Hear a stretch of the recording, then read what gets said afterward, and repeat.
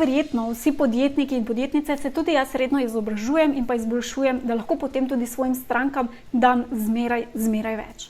In zraven knjig pa tečajev so tukaj še mentorji in pa skupinski mentorski programi.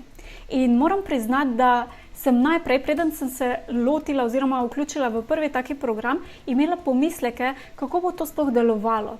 Ali je to sploh vredno? Ali bom dobila sploh kakšno vrednost zase, glede na to, da gre za neki skupinski program. In še je bilo teh pomislekov. Ampak preden sem se odločila za prvi skupinski mentorski program, sem imela tudi tisti občutek, da mogoče pa bi jaz bolj potrebovala nekaj 1 na 1, da bi imela res tisto 1 na 1 pozornost, hkrati pa nisem niti pomislila na prednosti, ki jih pa lahko prinaša skupina. In če imaš tudi ti mogoče pomislek v kakšnem skupinskem programu, je tukaj nekaj velikih prednosti, ki jih tak program ponuja in na njih morda niti ne pomisliš. No, vsaj jaz priznam, da nisem pomislila čisto na vse te prednosti. In prva ta prednost je 1 na 1 pomoč oziroma svetovanje. Zdaj, kljub temu, da sem v skupini, imam zmeraj na voljo odgovore, pomoč mentorja, ki so prilagojeni oziroma personalizirani zame in za moje vprašanje, potrebe. Edina razlika v tem med 1 na 1 pa skupinskim programom pa je ta, da odgovore vidijo oziroma slišijo tudi drugi v skupini. Kar pa ni čisto nič narobe, ker lahko dobiš še hkrati kakšno drugo mnenje. Druga taka velika prednost je dostop do mentorja in pa feedback na vsakem koraku. Zdaj, zlata vredna je ena taka podpora oziroma dostop do mentorja v vsakem trenutku, ko potrebujem nek nasvet ali pa dodatno mnenje, idejo, kaj se še da, neko drugo perspektivo, sploh kadar delam neko novo ponudbo ali pa kampanjo, ki jo pripravljam.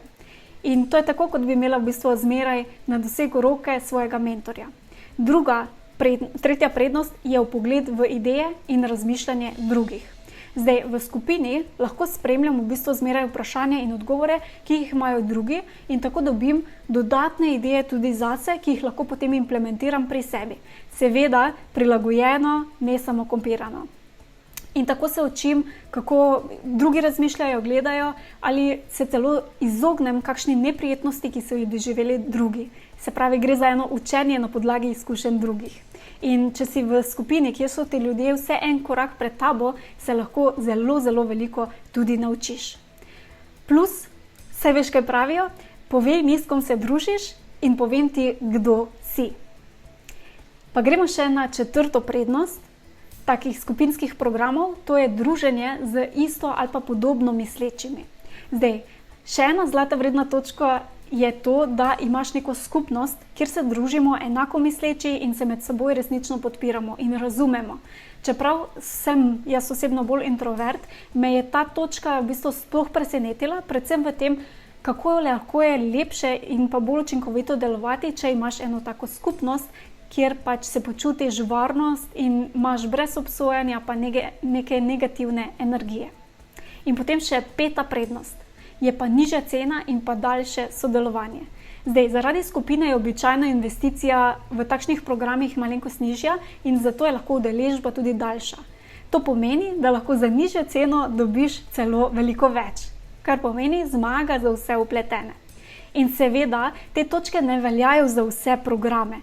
To so zelo pomembne točke, ki sem jih jaz v bistvu nekako najdla in sem jih implementirala tudi v moj letni mentorski program.